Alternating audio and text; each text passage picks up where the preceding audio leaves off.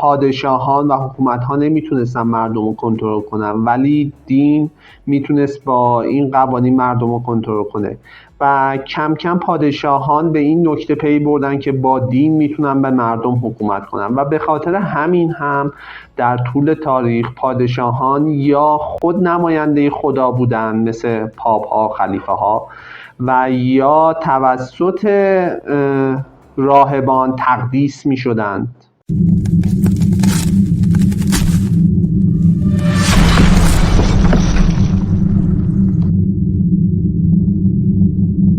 سلام دوستان، تو این ویدیو میخوایم درباره دین با شما صحبت کنیم و سیر تحول ادیان رو از ابتدای تاریخ بشر تا به امروز با هم بررسی کنیم. منبع ما تو این ویدیو کتاب تاریخ تمدن نوشته آقای ویل دورانت و کتاب انسان خردمند نوشته آقای نوح هراری است. بشر ابتدایی با حوادث مختلفی روبرو بود که باعث مرگش میشد، از حمله حیوانات درنده گرفته تا بیماری و حوادث طبیعی، و چون نمیتونست علت این حوادث رو درک کنه به قدرت‌های فرابشری روی میاره و از طرفی بشر ابتدایی مردگانش رو در خواب میدید و دیدن مردگان در خواب باعث وحشتش میشد. به خاطر همین خودش مردگانش رو دفن میکرد و برای مرده ها در گورها غذا میذاشت که این روح این مرده ها در زندگی مزاحمش نشن. و در خیلی از قبایل خونه‌ای که فردی در اون میمرد و برای روح مرده قرار میدادن. دیدن مردگان در خواب باعث اعتقاد به ارواح میشه و بشر کم کم برای سایر موجودات نیز روح قائل میشه و با توجه به موقعیت جغرافیایی که در اون زندگی میکرده برای برخی از موجودات ارزش بیشتری قائل میشه و مثلا گروهی از خوراکجوها که در هند زندگی میکردن برای درخت انجیر ارزش خاصی قائل بودن و قطع اونو مساوی با خشم خدایان میدونستن و گروه دیگه برای روباه دمسفید. این اعتقادات بسیار محلی بوده و برای بشر اون زمان اصلا اهمیتی نداشته که مبلغانی به قبایل اطراف بفرسته تا اونا مثلا به دین و کیش خودش دعوت کنه. زمین هم جزو خدایان ابتدایی بود که تو هر قسمتش خدایی حکومت میکرد، خدای دریاها، خدای جنگل و خدای رودخانه ها. این خداگونگی کم کم به جانوران هم رسید و بشر از هر جانوری که بیشتر میترسید اونو به عنوان خدا پرستش میکرد که شاید با پرستش اون جانور از خشم و حمله اون جانور در امان باشه. با روی آوردن بشر به کشاورزی و شکار جانوران و خالی شدن جنگل ها از حیوانات درنده، کم کم اعتقاد به حیوان پرستی در بشر کاهش پیدا کرد و خدایانی بشرگونه به وجود اومدن که دارای سر انسان و پیکر جانوران بودن. این خدایان معمولاً افرادی بودند که در زندگیشون ویژگی خیلی خاصی داشتن و بشر برای اینکه از روح این افراد در امان باشه مجسمه های این افراد رو میساخت و اونا رو مورد پرستش قرار میداد. کم کم روح پرستی پیشرفت کرد و به نیاپرستی تبدیل شد.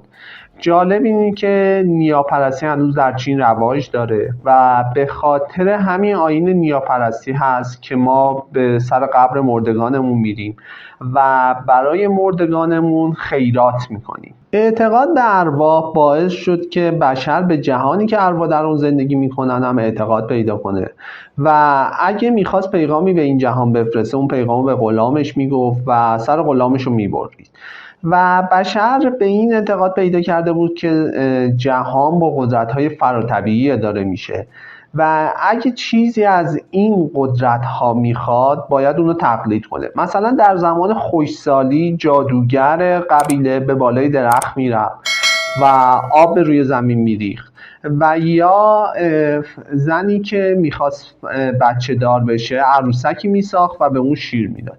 در جشن‌های خاصی در زمانها در برخی از قبایل مرد و زن آزادانه با هم سکس میکردن و با این حرکتشون میخواستن به زمین بفهمونن که باید بارور بشن. یه توضیح اینجا بدم که در اون زمان بشر معتقد بود که ارواح باعث بچه دار شدن زن میشه و ارواح جنین در رحم زن قرار میده و سکس فقط دعوتی از ارواح برای انجام این کاره. بشر در ابتدا گوشت انسان میخورد و برای خدایان هم انسان قربانی میکرد. کم کم بشر به این نتیجه رسید که منفعت بردهداری بیشتره و به خوردن گوشت جانوران روی آورد و برای خدایان هم جانوران رو قربانی میکرد. و چون این اعتقاد رایجی بود در اون زمان که با خوردن گوشت و خون موجودی قدرت اون موجود به فرد منتقل میشه، در برخی قبایل فردی رو به عنوان خدا انتخاب میکردن و اون رو مورد پرستش قرار میدادن و در نهایت میکشتن و میخوردن. بشر در همین زمان به آیین‌ها و اعتقادات مختلفی روی میاره. مثلا افراد قبیله کوکی شجاعانه تو میدان نبرد می جنگیدن و معتقد بودن هر فردی رو که تو میدان جنگ بکشن در جهان دیگه به بندگی اونها در خواهد اومد. یا افراد قبیله بانتو چون دشمن خودشون رو میکشتن سر خودشون رو میتراشیدن و سرگین بز به سرشون میمالیدن که مبادا روح مقتول بتونه به اونها آزاری برسونه. کم کمی آیین‌ها، دعاها گسترش پیدا کرد و یک فرد عادی نمیتونست همه این دعاها و ذکرها رو به خاطر بسپاره. به خاطر همین راهبانی به وجود اومدن که بتونن با ارواح ارتباط برقرار کنن و مناسک دینی رو برای به مردم یادآوری کنن. همین قوانین باعث شد که تمدن بشری به وجود بیاد، چون پادشاهان و حکومت‌ها نمیتونستن مردم رو کنترل کنن ولی دین میتونست با این قوانین مردم رو کنترل کنه و کم کم پادشاهان به این نکته پی بردن که با دین میتونن به مردم حکومت کنن و به خاطر همین هم در طول تاریخ پادشاهان یا خود نماینده خدا بودن مثل پاپ ها، خلیفه ها، و یا توسط راهبان تقدیس می شدند. خب با شروع عصر کشاورزی بشر خودش گیاهان و جانوران رو پرورش میداد و ارزش این موجودات به اندازه ما یملک بشر کاهش پیدا کرد و بشر دوست داشت که کنترل کاملی به این موجودات داشته باشه. درسته اون خودش حیوانات رو پرورش میداد ولی نمیتونست از بروز بیماری در میان گله جلوگیری کنه و یا از زدن آفت به محصولاتش جلوگیری کنه. به خاطر همین بشر روی آورد به وجود آوردن خداهایی برای انجام این کارها. خدایی که از گله حفاظت میکنه، خدای باران، خدای باروری و غیره. و کم کم اعتقاد به چند خدایی در بشر به وجود اومد. در این باور بودن که جهان به وسیله چند خدا اداره میشه و در مناطق مختلف به خدایان متفاوتی معتقد بودن. رومی ها به جوپیتر معتقد بودن، مصری ها به اوسیریس معتقد بودن و برای یه رومی اصلا مهم نبود که مبلغانی رو به مصر بفرسته که اونها رو به پرستش جوپیتر دعوت کنن. و در بدترین حالت زمانی که یک امپراتور سرزمینی رو فتح می‌کرد، معابد رو غارت می‌کرد و خدایان اون معابد رو به اسیری به معبد خودش می‌برد و اصلا براش اهمیتی نداشت که مردم اون منطقه چه خدایی رو می‌پرستن.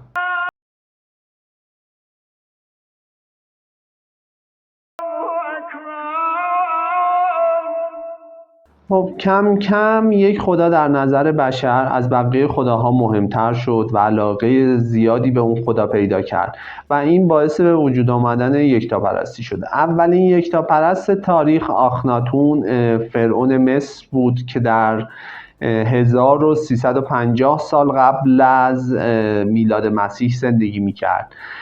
آخناتون دستور داد که پرستش آمون و سایر خدایان در مصر ممنوع بشه. آخناتون در زمان حضرت یوسف زندگی میکرد و در کتاب زندگی نامه سینوحه به خوبی توضیح میده که چرا یکتاپرستی در مصر به شکست میخوره.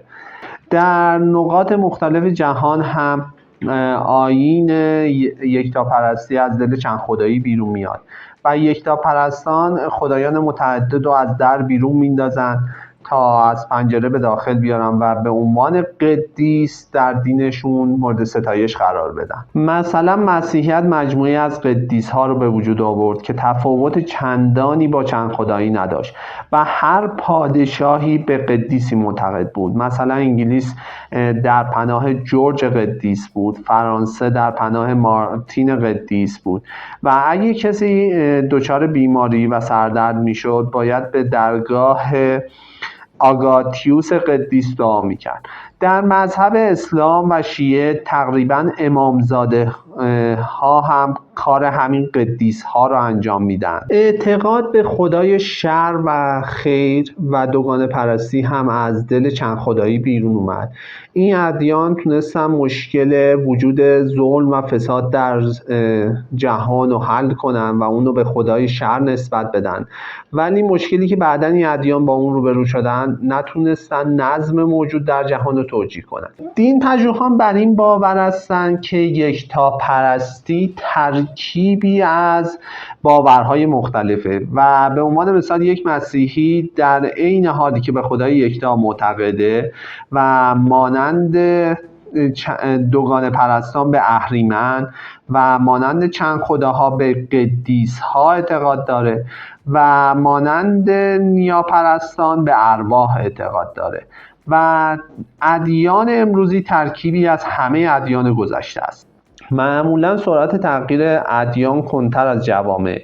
به عنوان مثال در جامعه یونان قدیم مردم با پیشرفت زمانه به حالی افتادن که از سکس با محارم نفرت داشتن. این در حالی بود که در اساطیرشون پر از مدح خدایانی بود که با محارمشون سکس میکردن. یا مسیحیان بیشتر از یک زن نمیگرفتن. این در حالی بود که در انجیل تعدد زوجین مباح شمرده شده بود و مسیحیت از بردگی و بندگی دفاع میکنه. این در حالی که در خیلی از جوامع این کار رو بد میدونن. در اسلام هم قوانین بسیاری هست از حقوق زنان، ارث و غیره که نیاز به اصلاح داره و همیشه در جوامع عالی کشمکشی بین دین و جوامع وجود داشته. امروزه خیلی از افراد دین رو باعث جدایی و نزاع و درگیری بشر میدونن، ولی برخلاف این اعتقاد دین در کنار پول و امپراتوری ها سومین عامل وحدت بشر بوده و باعث به وجود اومدن تمدن ها شده. در گذشته ادیان ادعا می‌کردند که قوانینشون توسط اراده الهی تنظیم شده و حاصل امیال بشری نیست و همین ادعا باعث شده بود که این قوانین بدون چونه چرا در جامعه پذیرفته بشه و اجرا بشه.